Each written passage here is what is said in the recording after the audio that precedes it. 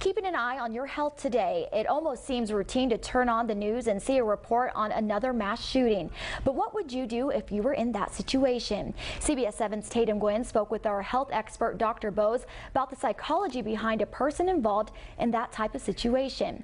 Here's part one of that discussion. This is a very scary situation. It's a high-pressure situation if you find yourself in a mall, in a school, somewhere where there's an active shooter. And, I'm speaking from the perspective of an emergency physician who also served in the military during the Iraq War and have been shot at.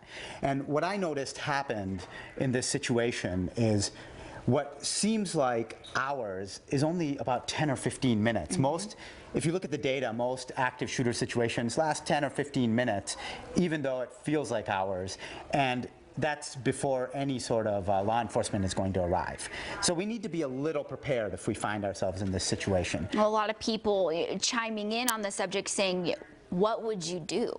What would you do in this? What should you do? The big thing to remember is your body is automatically going to do certain things. So your amygdala, a certain part of your brain, processes the information. Your hypothalamus is like a command center, and it sends surges down to your pituitary adrenal glands, and it turns on your autonomic nervous system, which releases adrenaline, norepinephrine, a whole cascade of hormones. And the sympathetic nervous system is almost like a gas pedal in our body that all of a sudden blood rushes to our brain, our heart. So when you're in this situation, your heart starts beating, you start sweating, your respirations get deeper, and this is your fight, flight, or freeze response. And the reason I go into all this anatomy is because this has been around since we were fighting saber-toothed tigers, our ancestors.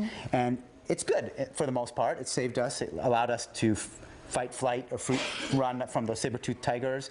It's what allows you to step out of the way real quickly when a car comes and not get hit. But the freeze part of fight, flight, or freeze, that can kill you in an active shooter situation if you just freeze there. So the first thing you have to do is overcome this response and realize it's going to happen, and that's a normal reaction. And then you have three choices. You can either run, you can either hide, or you can fight.